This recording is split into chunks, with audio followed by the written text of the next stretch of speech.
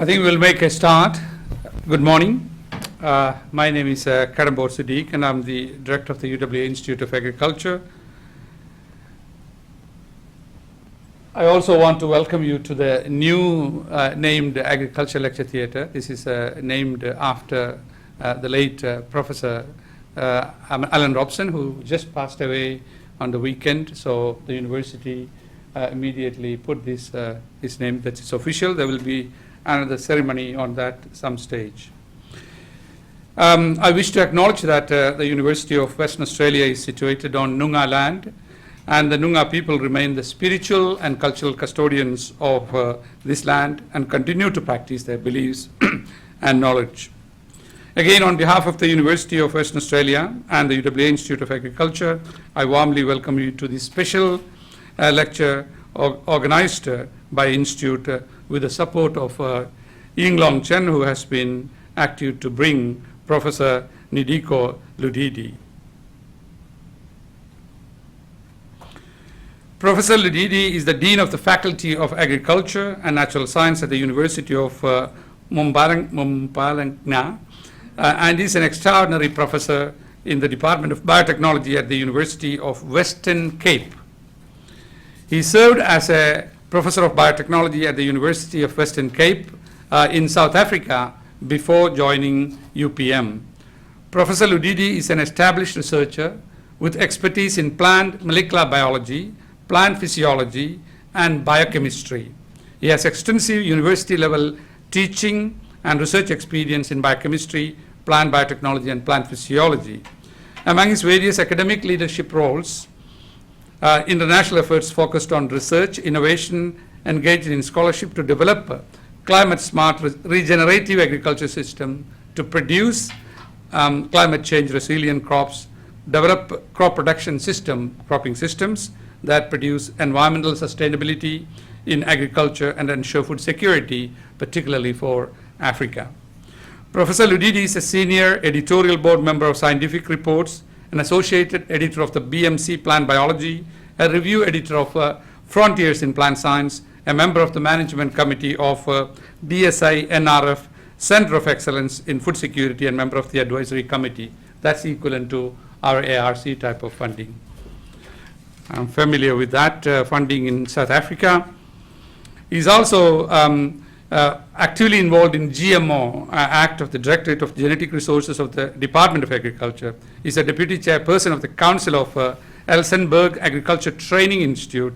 He also held a 6-month Fulbright visiting scholarship fellowship at the University of Missouri in Columbia from 2021 to 2022, and is a member of the steering committee of the International Consortium of Research and Applications of Legumes, which is a favor for all of us here in this university. Today, he will be exploring the topic, relevance of plant science research to resilience of food systems, opportunities for UPM partnership with the UWA. Please welcome Professor Ludidi. Thank you.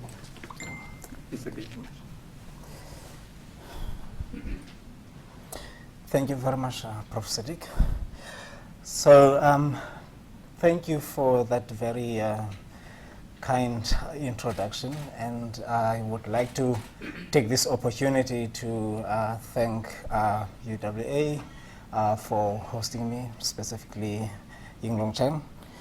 So today, as much as a lot has been said about what I do, I will only focus on a small bit that I think I should share with you, and I think it might be very useful to talk about my university first. But I'm not going to assume that everybody knows where the university is, because it's a very young university. Many people don't know about it, so I think it's important to talk about that. Okay, so this is just the entrance gate into my university, and you might be wondering why so colorful, and this is really just to emphasize the cultural aspect in relation to where the university is located. We are located in the province of Mpumalanga, where the main driver is tourism and agriculture, and that tourism infuses a lot of the culture of the region, and art is an essential component of that. So just to give some perspective, I think I am right here now in Western Australia, and that's South Africa. I was born somewhere here close to Lesotho, and that's where the university is.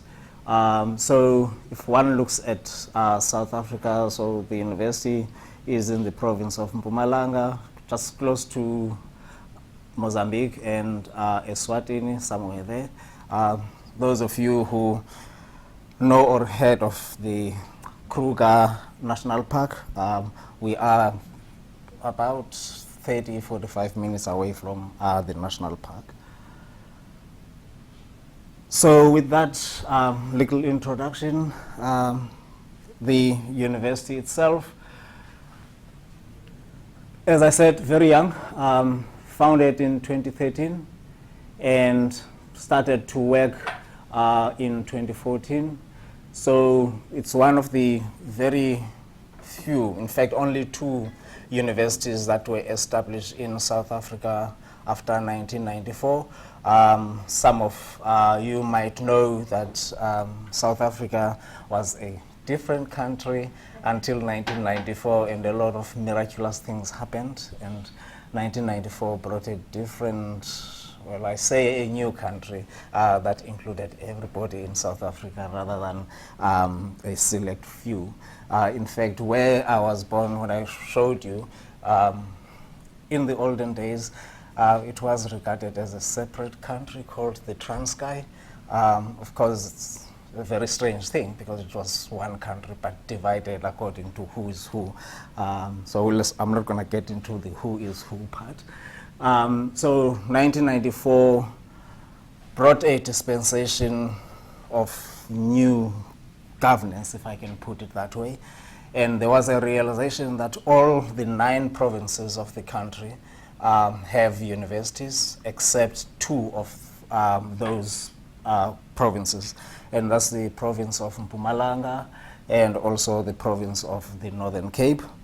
So the decision was to establish 2 new universities, one in each of the 2 provinces that did not have universities. So one is Sefako Makgato University in Kimberley in the Northern Cape, and the other one in Mpumalanga, which is the university where I work now. I must say I'm still learning a lot about the university myself because I used to work at the University of the Western Cape until December 2023, so I'm still fairly new in the university, which is really an exciting thing because I'm part of a new university, so I can chart a new direction for the university, I think. So when the university started, it only had 169 students. So that was in 2014, but currently we have just over 10,000 students. So it was, of course, it's not linear, so it's not 1,000 students every year for the past 10 years. But coincidentally, we are 10-year-old, and we celebrated our 10th year anniversary, and that corresponds with having 10,000 students. So that's interesting. If you look at the distribution of our students in terms of gender, with a 40% male, 60% female, and most of those students come from mainly Southern Africa, majority of course coming from Mpumalanga, and there are some that are international and mostly coming from Mozambique, Zimbabwe, and some from Zambia. And that's a very small percentage of our student population. So the university has 3 faculties. In fact, it started out as an agricultural college. So the biggest faculty then happens to be the Faculty of Agriculture and Natural Sciences for historical reasons, because it was an agricultural college. and that's the faculty that I am leading at the university. The other faculty is the Faculty of Education. The other one is Economics, Development and Business Sciences. So these two faculties, Agriculture and Economics, are in the Mbombela campus, which is located close to the Kruger National Park. But the Education faculty is located in the Siabuswa campus. That's kind of halfway between Mbombela, where the university is, and Pretoria. A little closer to Pretoria, in fact. So the Agriculture and Natural Sciences faculty, where I belong, has 4 schools.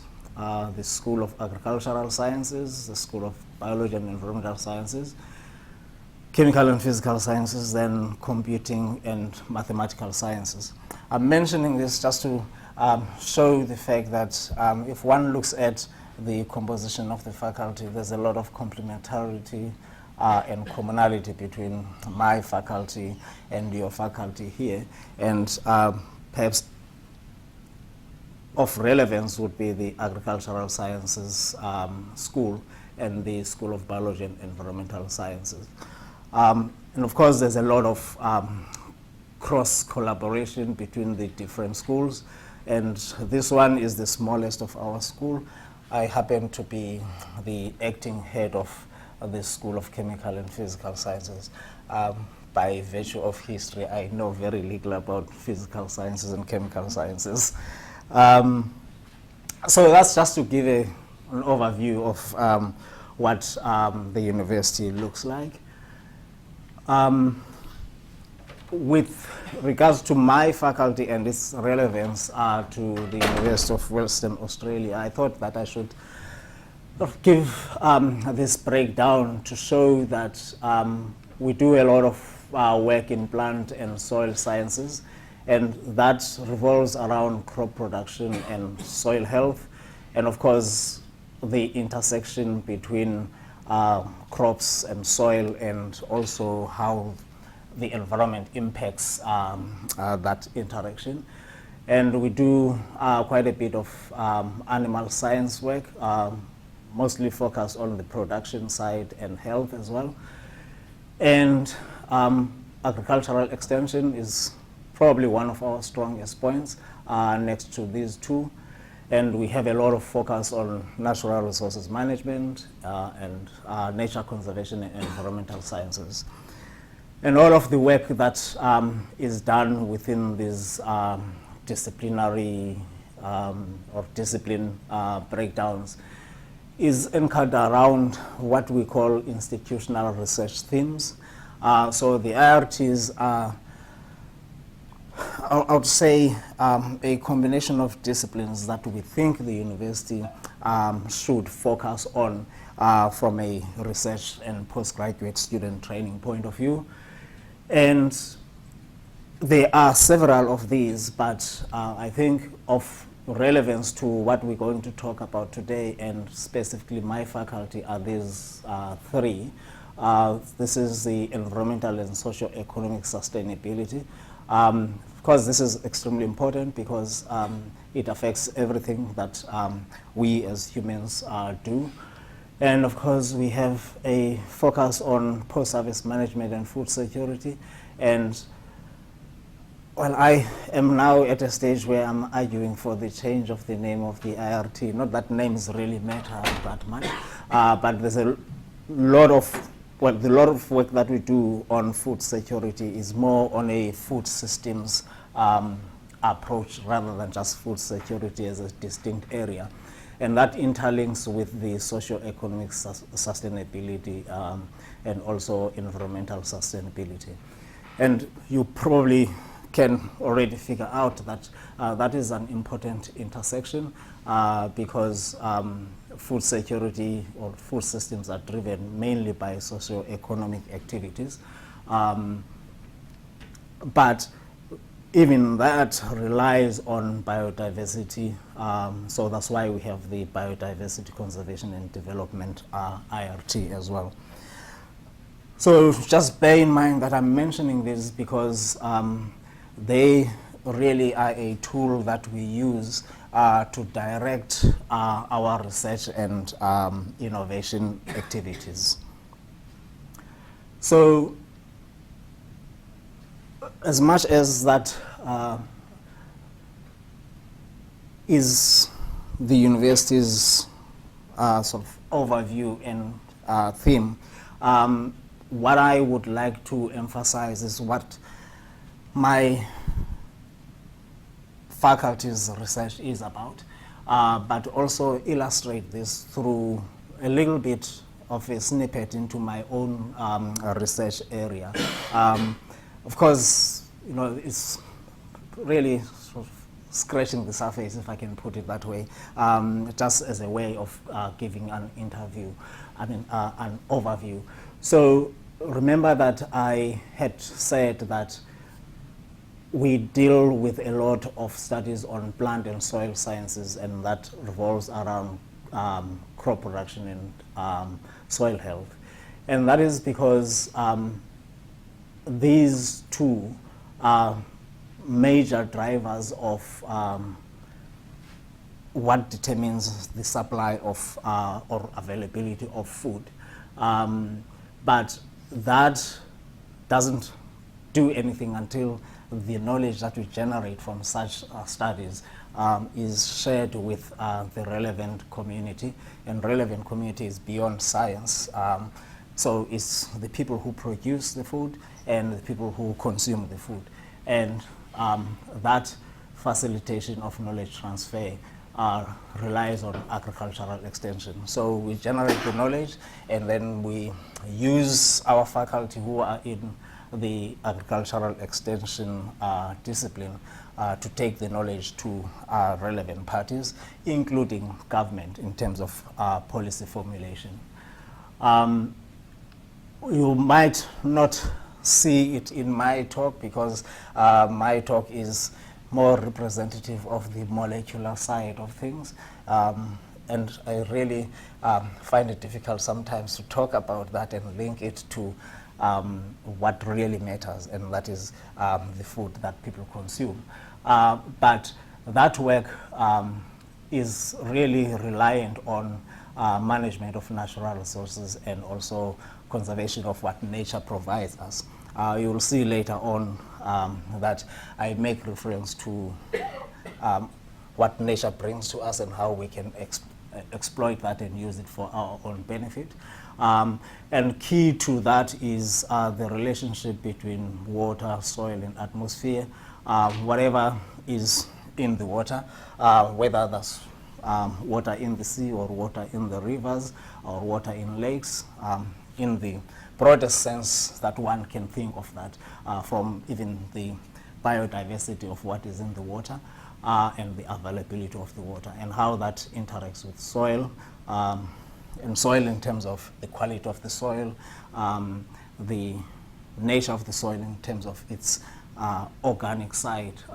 So you would know that there's a lot of talk about whether soil that we use for agriculture is living soil or dead soil, and the idea really is to promote conservation of the health of the soil from a organic point of view, and of course interaction with the atmosphere, and that has a lot to do with the environment in which we find ourselves, and probably most important in terms of linking all of these is climate change. Some of the things that I'll talk about today revolves around aspects of climate change, or let's say adaptation to climate change rather. And of course, the probably most important thing about agriculture is that it supplies food. And that food, if I am a South African, let me put it that way, I'm trying to shift from being a natural scientist to being a social scientist, which is really a very difficult job. But if I'm a South African and I go to Italy, there's a couple of Italian things that I really enjoy when it comes to food. It might be challenging for an Italian to come to a South African village and experience what a South African in Venda district would be eating. I'm not going to say what it is because some of us are still going to have lunch, so it might be a different perspective. And this is why I say the consumer plays a big role in terms of perceptions and expectations. What is food to me might not be seen in the same way by somebody else from a different culture. And sometimes these are driven by markets. In Africa, probably just like everywhere else, crops such as maize were never the mainstream crop. But I grew up, disclosure here, I'm less than 60 years old. And I grew up in a community that was using so much maize that one would think that it's our own indigenous food.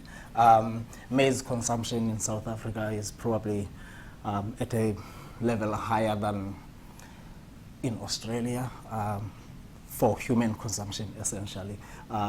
We rely on maize as our staple food. But previously, in the olden days, we never took maize as a major crop. So markets drove promotion of maize to an extent where it became a truly South African staple. In South Africa, on a Saturday afternoon, we have what we call pap and vleis, and that's just maize and meat in the form of what we call a braai, so that's just a barbecue. So you can see that I'm already talking from a social and cultural point of view, and that really drives what people regard as food.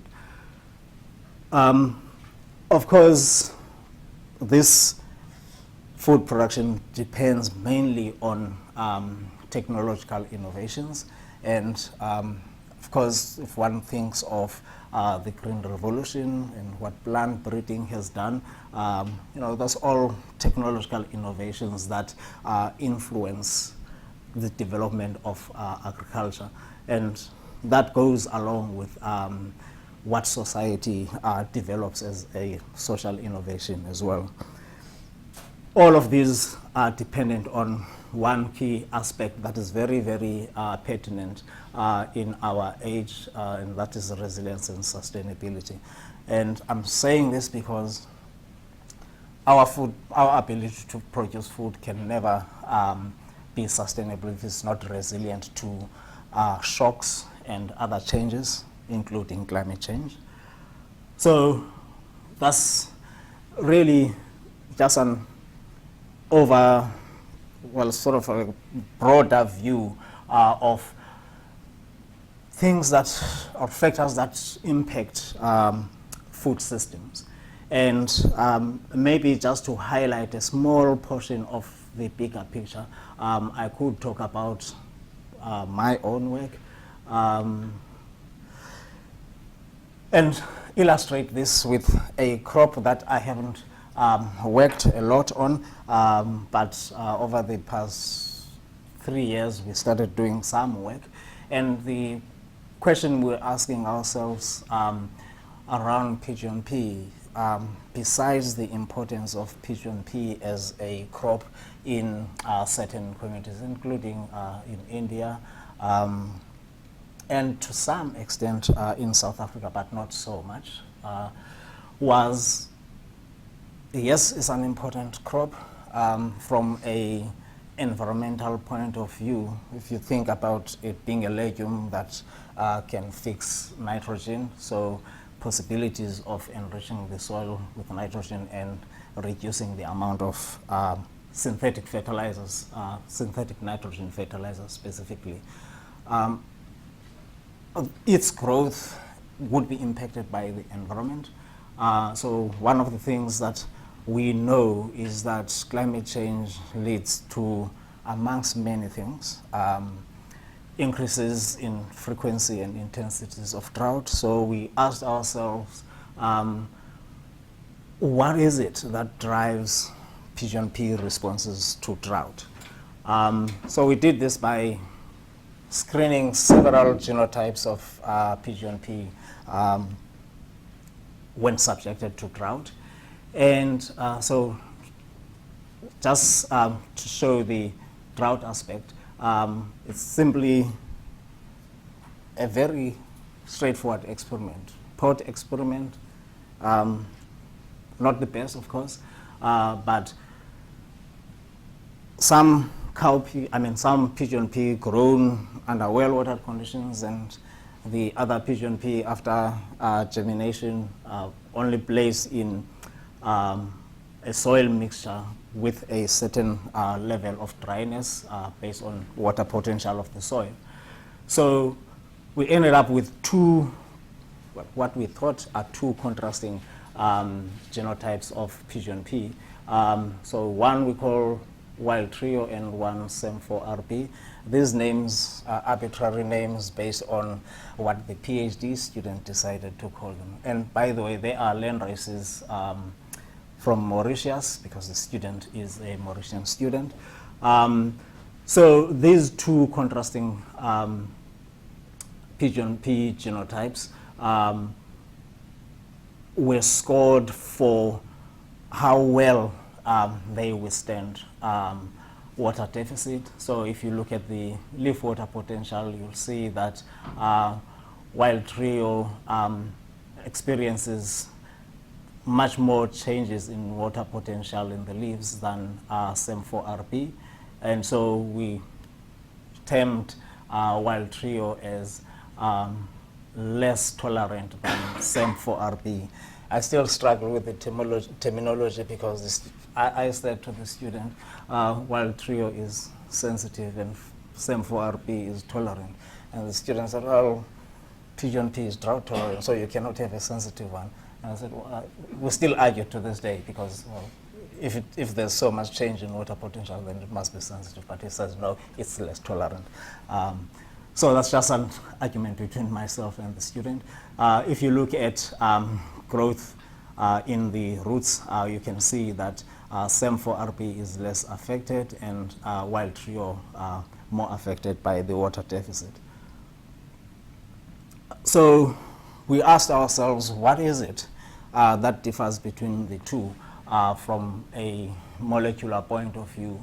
And to do that, we engaged on a proteomic study to see what proteins are differentially regulated between the two in response to drought and to what extent. So we identified about 1,400 proteins that are differentially expressed in response to drought. But when we compared the levels of expressions of those proteins, we found that 108 of those are shared between the two genotypes, but SEM4RP specifically has 9 unique proteins that are upregulated, and they are not upregulated in wild trio, and 63 are upregulated in wild trio and not in SEM4RP. For the downregulated ones, 52 of those are unique for SEM4RP and 35 of those are unique for wild trio. So our thinking is that the 108 proteins here that are upregulated and the 61 that are downregulated, they are just generally drought responsive proteins, not necessarily linked to a specific genotype. So they might not really be important in differentiating between tolerance and sensitivity. But the ones that are unique for each of these genotypes are the ones that will determine whether the genotype is sensitive or tolerant. And honestly, I don't necessarily know what to do with that information. I can think what it is that I can do from a marker-assisted breeding point of view, but I've never done anything close to that, and this is probably one of the reasons why I am here in terms of partnerships, because we have a strong molecular biology, biochemistry group that I lead, and we have a strong agronomy group, but our plant breeding, we only have one person who is being trained as a plant breeder. So I think the collaboration between the molecular biologists and the plant breeders becomes useful here because the plant breeder would be the one who knows what we can potentially do with the unique proteins here and those that are unique here. If one looks at the biochemical function of these proteins, we find ones that are known to be involved in drought responses, but strangely, proteins that are not generally known to be associated with drought responses. And I think that is an important aspect because it tells us that there's so much that we still have to discover about function of proteins, because if a protein comes up in drought responses or gets down-regulated and previously not known to be associated with drought responses, then it gives us an opportunity to study that protein a little bit more in terms of the functional role in the plant. So that's just to illustrate that we have some expertise in proteomics, but for somebody like the man in the street who gets told that, oh, we identify so many proteins, they are upregulated and downregulated, it might mean nothing to them, because they will say, okay, what are you going to do with these proteins that will make my pigeon pea survive under drought? I might not have an answer immediately, but I think maybe 5-10 years down the line, there might be an answer. That's easier said for maize than it would be said for pigeon pea in terms of breeding, perhaps. So one of the things we try to do is also just take a very simple approach and say, is there something that exists in nature that we can exploit and use for the benefit of crop resilience to stress? So I came up with this really rather silly headline here: saving sorghum via blue buffalo grass microbes. It sounds really nice to me until you really see what we did and how simplistic it is. This might not really be the best way of portraying this to you from a visual point of view, but what we did is we went to the field where buffalo grass grows naturally. So buffalo grass is this grass that is used for feeding animals. So they graze the buffalo grass, and farmers grow it because even if it doesn't rain much, buffalo grass will survive. But we didn't go to the ones that is cultivated. So we went all the way up to the Kalahari Desert between Northwest in South Africa and parts of the eastern side of Botswana. It's very dry there, and it's hot. Buffalo grass grows happily there.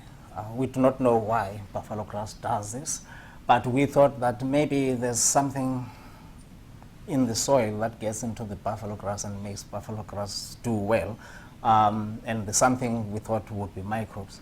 And this is because we know that there are rhizospheric microorganisms, both fungi and bacteria, that can colonize plant species and confer certain characteristics to the plant, including tolerance to drought.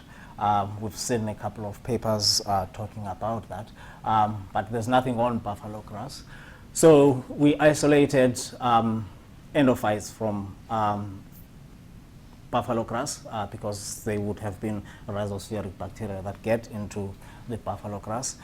We went for endophytes because we said, well, we thought that to impact what happens in the plant, the microbes would have to get into the plant. Of course, it's not necessarily a requirement, because some microbes outside of the plant can interact through signaling and other mechanisms to influence what happens inside the plant. But we wanted to go into the ones that are inside the plant. We ended up with a few isolates, and I'm only talking about an isolate we call B1, B3, and B5, so 3 isolates. We grew these under different levels of polyethylene glycol 800, and as you can see, without PEG, most of them are happy. And with 20% PEG, you start to get a slow level of growth for B1, a little bit better for B3, and B5 does something rather strange, because after 12 hours, it really just shoots up, grows faster, faster than even the one without polyethylene glycol. Just to say that with the polyethylene glycol percentages that I illustrate here, we measured the water potential of the polyethylene glycol. And those of us who are in plant physiology would know that soil that is negative 2 point something is really dry. I mean, that's stone dry, if I can put it that way. So bacteria capable of growing under those harsh osmotic conditions should have something special. We don't know what the something special is, I must say. My students are still characterizing the bacteria. But what we did is just to take these bacteria, inoculate them into sorghum plants, and ask ourselves what happens to the sorghum plants. So these are the different isolates. So that's B1 and that's B3, B5. And if you look at the relative water content of leaves from sorghum under well-watered conditions, nice and happy, drought brings the relative water content down quite significantly, because it was severe drought. The soil was close to what we would call dry. I think it was something like negative 0.95 megapascal. So this, by the way, sorghum is regarded as also fairly drought tolerant, but not as drought tolerant as buffalo grass. So inoculation of well-watered sorghum plants with isolate B1, nothing interesting, but if you compare B1 inoculation of sorghum under drought versus when there is no B1, you can see that the relative water content of the leaves is maintained. So B1 does something to the plant that helps it cope with the drought somehow. And B3 doesn't really have an effect. B5, some effect in terms of improvement. Then the consortium under drought, strange thing, doesn't do much. In fact, doesn't improve the performance of the sorghum under drought. And the same can be said when one looks at the shoot weight. I'm not going to go into detail for each bar here. But what is important is that we see that these isolates, B1 and B5, can improve sorghum tolerance to drought.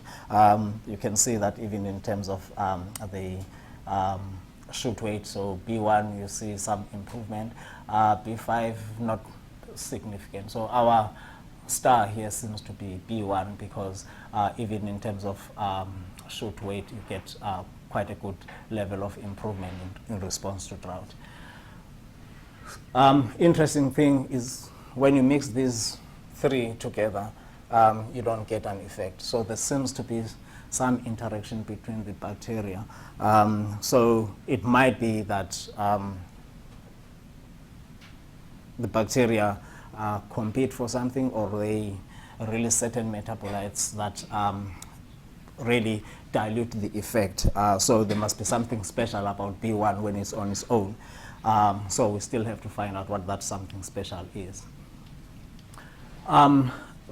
The same, really, I'm not going to keep on going, but when you look at root weight, we see some improvements as well. Shoot length, the same thing. So we are now focusing on this isolate B1 because that's the one for which we get the most effect. We even see that the stem diameter improves under drought. So if I were then to say, well, if a farmer asks me what are you going to do with my sorghum, just like I couldn't answer the questions about pigeon pea, we did similar work, by the way, when we contrasted, well, studied the proteomic responses of contrasting sorghum lines. So really nice molecular work that needs a little more time for translation into something practical.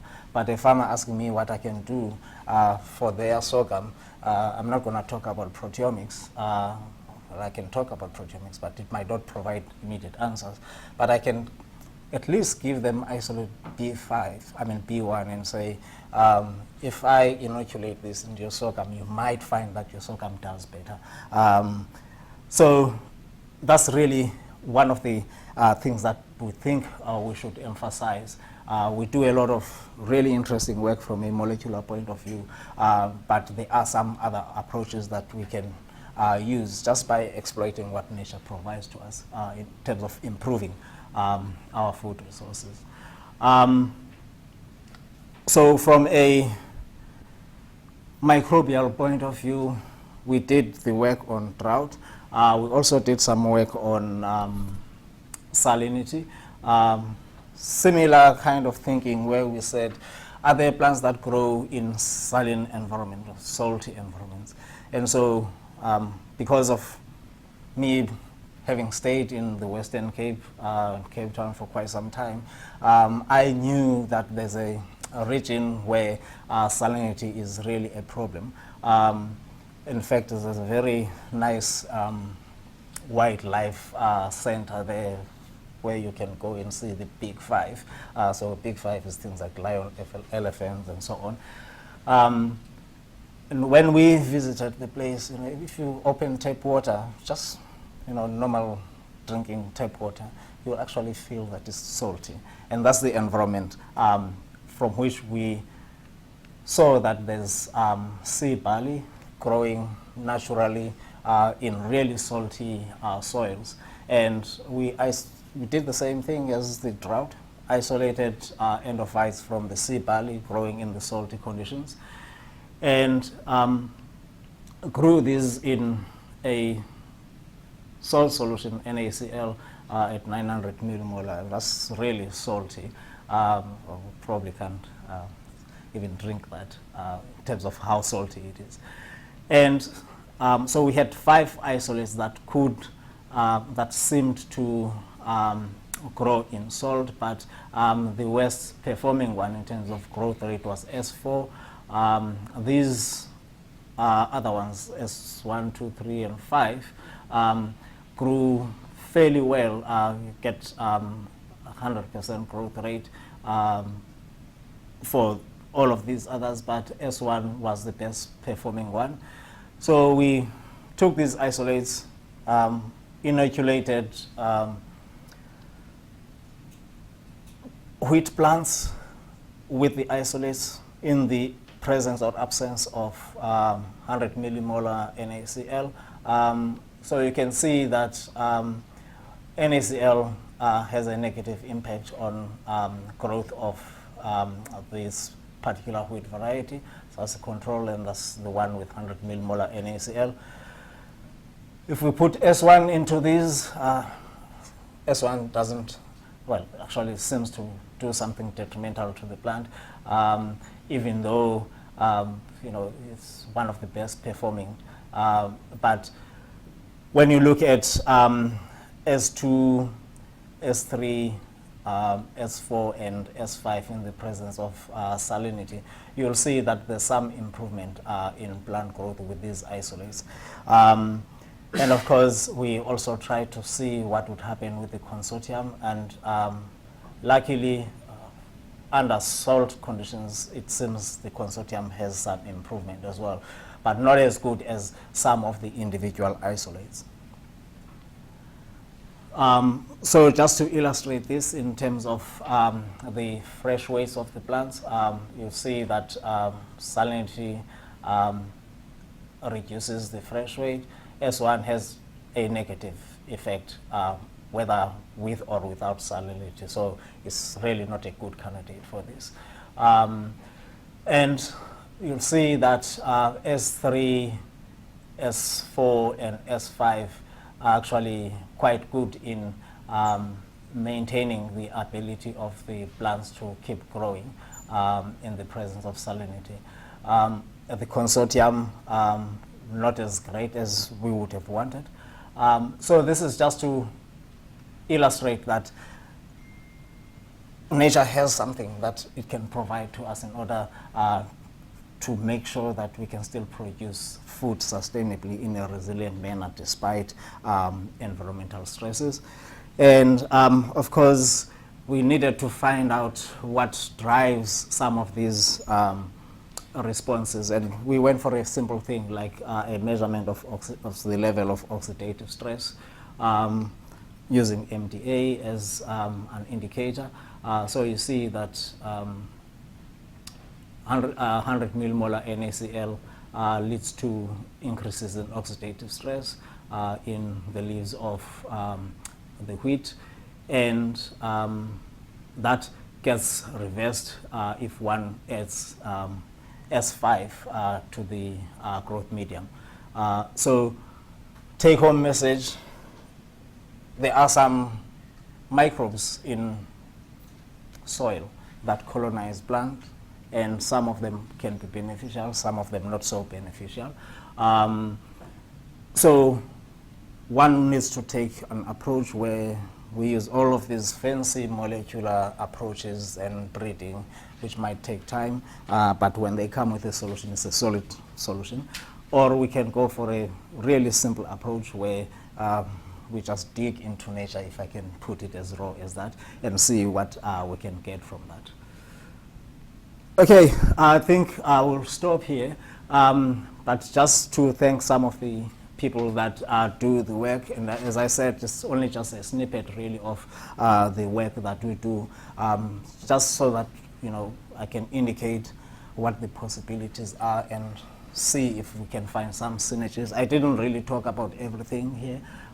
We do a lot of work in terms of intercropping and finding ways of controlling what happens to the plants as a result of what is in the soil. But some of the people that contributed to this work, it's not this guy here, but the proteomics is done by this Mauritian student here, Navindra. This is part of my group, but I would mention that Ali here and Rovimbo, and also this young man here, Liabona, are some of the people that are really active in the group. I wasn't in the wine session here, so just a disclaimer there. But importantly, really, is to thank Yinglong for hosting me, and of course your university for spending time with me in terms of meetings and also this particular talk as well. Thank you very much. Thank you. We'll take a few questions. We've got about 7 minutes. Who wants to ask the first question?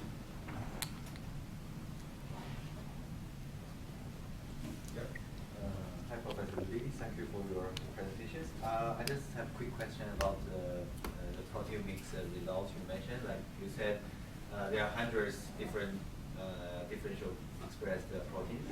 So I just wonder which major groups they belong to. Have you categorized it? Like, yeah. So I don't show that here. So you would see that we do analysis of the proteins in terms of their abundance and which biochemical pathways they are involved in. So there was a lot of proteins that are involved just in photosynthesis. Strangely, some of the proteins that are involved in photosynthesis, well, maybe it's not really strangely, they are much more suppressed in the sensitive one than the tolerant one. So the tolerant one seems to be much more capable of maintaining photosynthesis. And you can actually, you would see that, pity I don't have the pictures here, just also in terms of chlorophyll content in the different genotypes in response to drought. You see that the sensitive one is, even visually, a little yellower than the tolerant one. So proteins involved in photosynthesis, those involved in respiration, and there are key proteins that are associated with responses to oxidative stress. These are things that are known, but there are some that we noticed which are not known to be associated with drought responses at all. And one of the surprising ones, and I'm sure this might surprise most of you, the most upregulated protein in the tolerant one in response to drought. And this is under, conditions that have nothing to do with pathogens at all, because these are clean conditions, if I can put it that way, so sterile conditions. Well, that would be okay. I Chitinase. think, is there any other questions? Hans Landers. Yeah, I've got a question about your consortium. So if you add one bug, it works. If you combine it with other bugs, it does not work. Doesn't For that drought. make life for drought? Yeah, that's what we're talking about. But doesn't that make application of your bugs rather complicated? Because in the real world, there are lots of other bugs, and if other bugs being there means that your good bug doesn't have this effect. What's the applicability of your? Yeah, so that is a worry, because as you say, in nature there's just so much. But the idea here is if you can have one particular bug being the dominant species, then you might have a different response. So with our consortium, all of them are applied at the same density.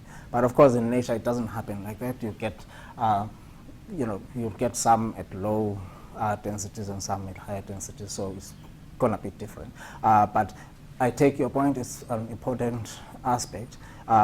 What we are hoping for is to come up with one that we can apply. So the thinking being that if you have a high population of that, that might actually be more effective than just in the natural conditions where you have less of that.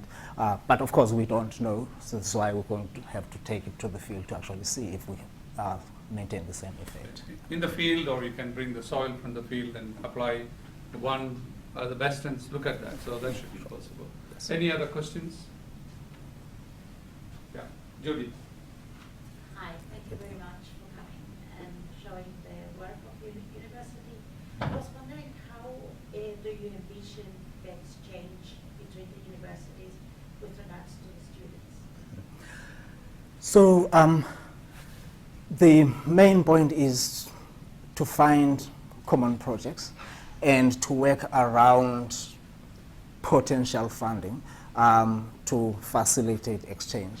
And perhaps we are lucky, Africa and Australia, because we have a network of universities that have formed this consortia under the Australia-Africa Universities Network. And that brings some funding that facilitates exchange of postgraduate students and even academic staff members. It's not a huge amount of money, but it provides a sort of start for us to start working together. And of course, the idea would be that a South African or Australian students spend time in one of the universities on a common supervised project between supervisors in 2 universities or more. So that would be the start. And of course, there are potential funding opportunities that interested researchers could apply for beyond the Australia-Africa Universities Network. South Africa has funding modalities that are similar to Australia, and of course we can expand the consortia to include universities outside of both South Africa and Australia. So that would be the idea. Yeah, so just for your information, Australia Africa University Network is now 13 years old. So I've been one of the foundation members of that. Is your university a member? It's a member, Yeah, yes. just became a member. So there are 15 universities in Africa, member, and 10 universities in Australia, and UWA is a member. And there is some small seed money which is available on a competitive basis, which comes every year or whenever we have some money. And that's shared between Africa and universities in Australia, and an annual membership subscription of 10,000 from Australia and 5,000 from Africa. So there is a possibility, but also even otherwise, South Africa National Research Foundation is quite active, and former director of one of the directors of that South African National Research Foundation is currently the co-chair of AAUN. So, And he's the Deputy Vice Chancellor for Research at the University of Mpumalanga. yeah, exactly. Yes. Yeah. So he was here in town. Aldo's Yeah, Global. Aldo, yeah. Yes. So he was in town in September, first week of September. We just heard the sad demise of Professor John Hearn, who was the champion of that AAUN. He just passed away on the weekend, and certainly sad news. But yes, your answer is right. Any other questions? I'll have some, but I will talk to you at the lunchtime. So please join me in thanking Professor for the wonderful talk. There are a lot of questions in that. There are some interesting aspects coming out of it. Certainly in this university, we have interest in legumes, including a number of us worked on PGNP and other legumes. We also have interest in soil microbiome in relation to crops and cropping system, and also in relation to nutrient mobilization, nutrient use efficiency, and also on drought-related aspects. So this is an area of interest to us, so I'm sure that we can find a common ground. Thank you once again. So this lecture is already recorded and it will be uploaded by the UWA Institute of Agriculture as soon as possible. Before we finish, I would like to draw your attention to upcoming, or probably the last two events for the year. One is on, firstly, Monday, 18th November. We'll celebrate Emerita Professor Lynn Abbott's 50 years in the university since she joined. She's still continuing working. And the title is Grounded in Soil Science, Celebrating UWA Emerita Professor Lynn Abbott's Golden Jubilee Service and Research. And this will be at the Wilsmore Lecture Theatre, 1:30 p.m. to 5 p.m. And we'll be having a fully catered afternoon tea. And if you'd like to attend, please use the QR code. Following that, we have a special guest lecture by Professor Ferdaus Saul. He is a professor at the Murdoch University, but more importantly, is a program lead of the agriculture technologies of W Agriculture Research Collaboration. And he will come and talk about what is it's about, how can we tap some funding from that. So it's quite important. That program has not really taken off, and so he said that he would like to give a talk to us, and we warmly welcome, so that I really encourage you. People here are the students and staff to come and listen, because there's potential opportunities for potential funding from that, and that will be in this lecture theatre, Alan Robson Agriculture Lecture Theatre. Thank you once more for joining.